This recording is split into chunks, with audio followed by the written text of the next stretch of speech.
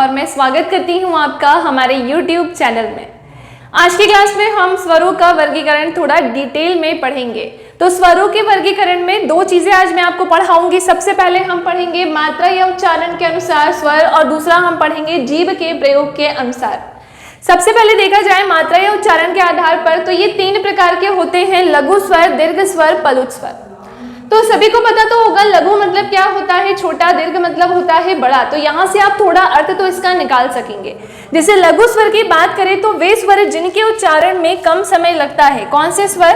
तो वे स्वर जिनके उच्चारण में कम समय लगता है लघु स्वर कहलाते हैं।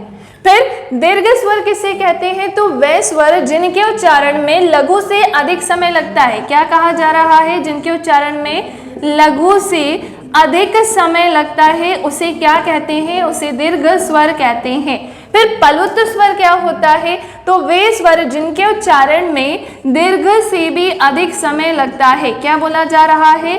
दीर्घ से भी अधिक समय। तो वे कौन से स्वर होंगे? पलुत स्वर होंगे।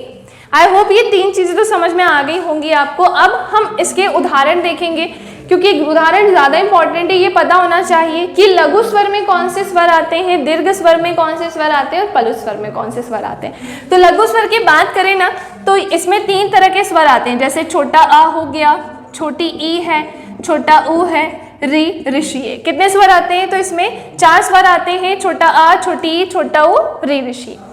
दीर्घ स्वर की बात करें तो इसके अलावा जो बच जाएंगे ना, क्योंकि आपको पता है कि मैंने आपको बताया था इसमें आ से लेकर औ तक के स्वरों को ही लेकर चलना है। अम आहा तो नहीं लेना है ना। तो चार इसमें हो गए। दीर्घ स्वर में जितना बचेगा सब लेके चले जाना।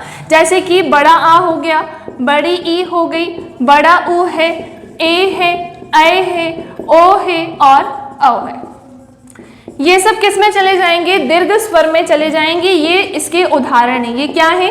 तो ये सब इसके उदाहरण है।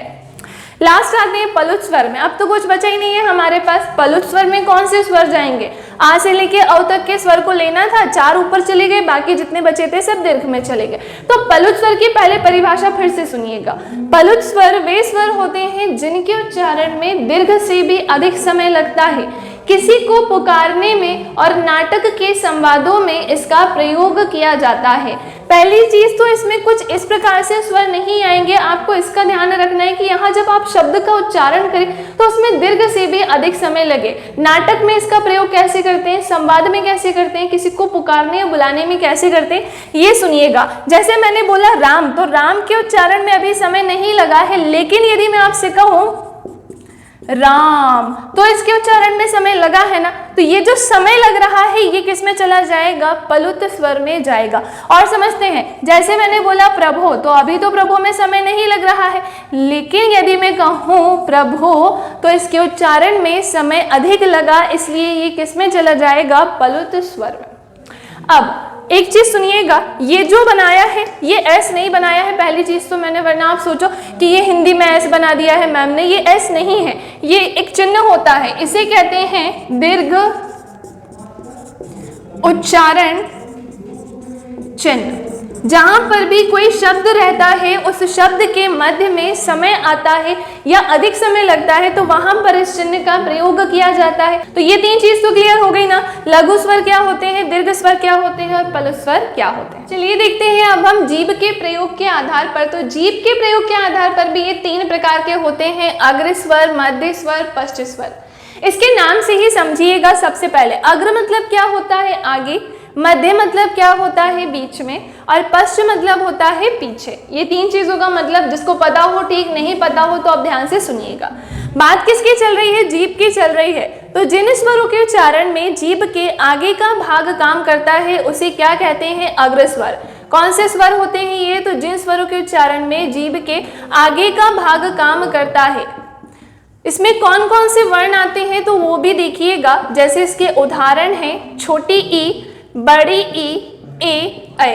इन चार स्वरों के उच्चारण में जीभ के आगे का भाग काम करता है। फिर मध्य स्वर क्या होते हैं? तो वे स्वर जिनके उच्चारण में जीभ का मध्य भाग या बीच का भाग काम करता है।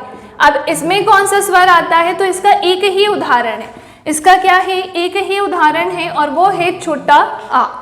लास्ट है हमारे पास स्पष्ट स्वर। यदि आपने ये दो चीजें अच्छे से बता दी हैं तो सभी को इतना तो समझ में आ गया होगा, जितना बचेगा सब किस में चला जाएगा, स्पष्ट स्वर में। इसमें जीभ का आगे का भाग काम किया, इसमें जीभ का मध्य भाग काम किया। स्पष्ट स्वर में क्या होगा, जीभ के पीछे का भाग काम करेगा। कौन सा भाग, तो इसमें जीभ के पीछे का भाग काम करेगा। कौन कौन से स्वर बचे तो आप खुद चेक करो। छोटा आ हो गया, इसके बाद क्या आएगा यहाँ पर बड़ा आ, छोटी ई हो गई, बड़ी ई हो गई, फिर क्या बचा, छोटा ऊ, बड़ा ऊ, री ऋषि। अच्छा एक चीज और, ये जो री ऋषि वाला कॉन्सेप्ट था वो भी कहाँ तक पढ़ना है हमको, केवल मात्रा या उच्चारण में। अब आगे हम जितना भी वर्गीकरण करेंगे वहां पर री ऋषि भी आपको नहीं मिलेगा, ठीक है। तो स्पष्ट स्वर में जैसे बड़ा आ हो गया, छोटा ऊ, बड़ा ऊ, फिर री ऋषि लेना नहीं है, ए ऐ हो चुका है, तो फिर क्या बचा, ओ और औ। आई होप आपको ये सारी चीज क्लियर हो गई होगी कि मात्रा या उच्चारण के आधार पर स्वर कितने प्रकार के होते हैं, कौन कौन से स्वर आते हैं, और जीभ के प्रयोग के आधार पर स्वर कितने प्रकार के होते हैं, और इसमें कौन कौन से स्वर आते हैं।